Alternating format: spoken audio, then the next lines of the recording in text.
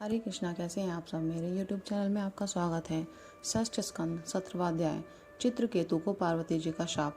श्री सुखदेव जी कहते हैं, परीक्षित, विद्याधर चित्रकेतु जिस दिशा में भगवान संकर्षण अंतर्धान हुए थे, उसे नमस्कार करके आकाश मार्ग से स्वच्छंद विचरने लगे। महायोगी चित्रकेतु करोड़ों वर्षों तक सब प्रकार के संकल्पों को पूर्ण करने वाले सुमेरु पर्वत की घाटियों में विहार करते रहे। उनके शरीर का बल और इंद्रियों की शक्ति अक्षुण्ण रही।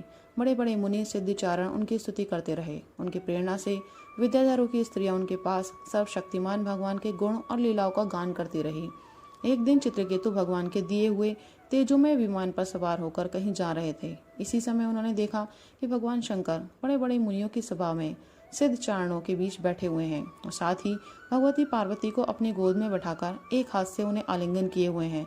यह देखकर चित्रकेतु विमान पर चढ़े हुए ही उनके पास चले गए और भगवती पार्वती को सुना सुनाकर जोर से हंसने लगे और कहने लगे। चित्रकेतु ने कहा, अहो, ये सारे जगत के धर्म शिक्षक और गुरुदेव हैं।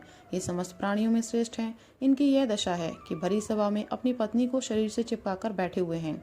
जटाधारी बहुत बड़े तपस्वी एवं ब्रह्मवादियों के सभापति होकर भी साधारण पुरुष के समान निर्लज्जता से गोद में स्त्री लेकर बैठे हैं।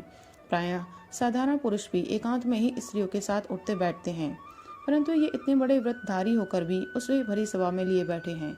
श्री सुखदेव जी कहते हैं, परीक्षित, भगवान शंकर की बुद्धि अगाध है। चित्रकेतु का यह कटाक्ष सुनकर वे हंसने लगे, कुछ भी बोले नहीं। उस सभा में बैठे हुए उनके अनुयायी सदस्य भी चुप रहे। चित्रकेतु को भगवान शंकर का प्रभाव नहीं मालूम था, इसी से वे उनके लिए बहुत कुछ बुरा भला बक रहे थे। उन्हें इस बात का घमंड हो गया कि मैं जितेंद्रिय हूँ। पार्वती जी ने उनकी ये धृष्टता देखकर क्रोध से कहा।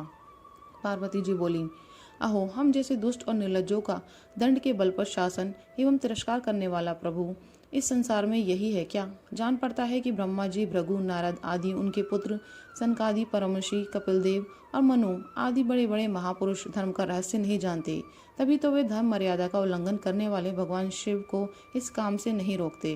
ब्रह्मा आदि समस्त महापुरुष जिनके चरण कमलों का ध्यान करते रहते हैं, उन्हीं मंगलों को मंगल बनाने वाले साक्षात जगत गुरु भगवान का और उनके अनुयायी महात्माओं का इस अधम क्षत्रिय ने तिरस्कार किया है और शासन करने की चेष्टा की है। इसलिए यह ढीठ सर्वथा दंड का पात्र है। इसे अपने बड़प्पन का घमंड है। यह मूर्ख भगवान श्री हरि के उन चरण कमलों में रहने योग्य नहीं है जिनकी उपासना बड़े बड़े सत्पुरुष किया करते हैं। चित्रकेतु को संबोधन कर बोली, अतः दुर्मते, तू पाप में असुर योनि में जाओ। ऐसा होने से बेटा तुम फिर कभी किसी महापुरुष का अपराध नहीं कर सकोगे। श्री सुखदेव जी कहते हैं, परीक्षित, जब पार्वती जी ने इस प्रकार चित्रकेतु को शाप दिया, तब वे विमान से उतर पड़े और सिर झुकाकर उन्हें प्रसन्न करने लगे।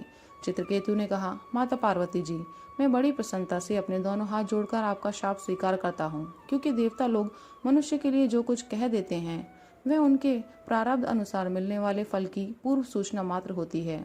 देवी, यह जीव अज्ञान से मोहित हो रहा है और इसी कारण इस संसार चक्र में भटकता रहता है तथा सदा सर्वदा सर्वत्र सुख और दुख भोगता रहता है। माता जी, सुख और दुख को देने वाला ना तो अपने आत्मा है और ना कोई दूसरा। जो अज्ञानी है वे ही अपने को अथवा दूसरे को सुख दुख का कर्ता माना करते हैं।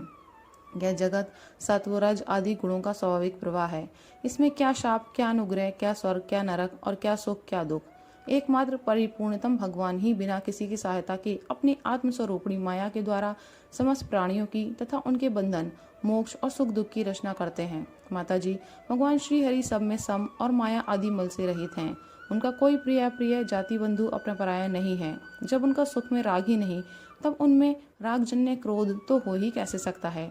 तथापि उनकी माया शक्ति के कार्य पाप और पुण्य ही प्राणियों के सुख दुख, हित अहित, बंध मोक्ष, मृत्यु जन्म और आवागमन के कारण बनते हैं। पति प्राणा देवी, मैं शाप से मुक्त होने के लिए आपको प्रसन्न नहीं कर रहा। मैं तो ये चाहता हूँ कि आपको मेरी जो बात अनुचित प्रतीत हुई उसके लिए क्षमा करें। श्री सुखदेव जी कहते हैं, परीक्षित, विद्याधर चित्रकेतु भगवान शंकर और पार्वती जी को इस प्रकार प्रसन्न करके उनके सामने ही विमान पर सवार होकर वहां से चले गए। इससे उन लोगों को बड़ा विस्मय हुआ। तब भगवान शंकर ने देवता, ऋषि, दैत्य, सिद्ध और पार्षदों के सामने ही भगवती पार्वती जी से यह बात कही। भगवान शंकर ने कहा, सुंदरी, दिव्य लीला विहारी भगवान के निष्प्रय और उदार हृदय दास अनुदासों की महिमा तुमने अपनी आंखों देख ली। जो लोग भगवान के शरणागत होते हैं वे किसी से भी नहीं डरते, क्योंकि उन्हें स्वर्ग, मोक्ष और नरकों में भी एक ही वस्तु के केवल भगवान के समान भाव से दर्शन होते हैं। जीवों को भगवान की लीला से ही देह का संयोग होने के कारण सुख दुख और जन्म मरण और शाप अनुग्रह आदि द्वंद्व प्राप्त होते हैं। जैसे स्वप्न में भेद भ्रम से सुख दुख आदि की प्रतीति होती है और जागृत अवस्था में भ्रमवश माला में ही सर्प बुद्धि हो जाती है, वैसे ही मनुष्य अज्ञानवश आत्मा में देवता मनुष्य आदि का भेद तथा गुण दोष आदि की कल्पना कर लेता है। जिनके पास ज्ञान और वैराग्य का बल है और जो भगवान वासुदेव के चरणों में भक्तिभाव रखते हैं, उनके लिए इस जगत में कोई ऐसी वस्तु नहीं है जिसे वे हे या उपाधि समझकर राग द्वेष करें। मैं ब्रह्मा जी, सनकादि, नारद, ब्रह्मा जी के पुत्र भृगु आदि मुनि और बड़े बड़े देवता कोई भी भगवान की लीला का रहस्य नहीं जान पाते। ऐसी अवस्था में जो उनके नन्हे से नन्हे अंश हैं और अपने को उनसे अलग ईश्वर मान बैठे हैं, वे उनके स्वरूप को जान ही कैसे सकते हैं। भगवान को ना कोई प्रिय है और ना अप्रिय, उनका ना कोई अपना है न पराया। वे सभी प्राणियों की आत्मा हैं, इसलिए सभी प्राणियों के प्रियतम हैं। प्रिय या परम भाग्यवान चित्रकेतु उन्हीं का प्रिय अनुचर, शांत एवं समदर्शी है और मैं भी भगवान श्रीहरि का ही प्रिय हूँ। इसलिए तुम्हें भगवान के प्यारे भक्त, शांत, समदर्शी महात्मा पुरुषों के संबंध में किसी प्रकार का आश्चर्य नहीं करना चाहिए।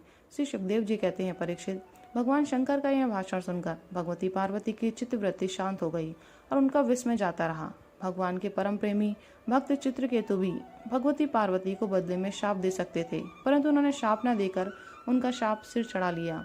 यही साधु पुरुष का लक्षण है। यही विद्याधर चित्रकेतु दानव योनि का आश्रय लेकर त्वष्टा के दक्षिण अग्नि से पैदा हुए।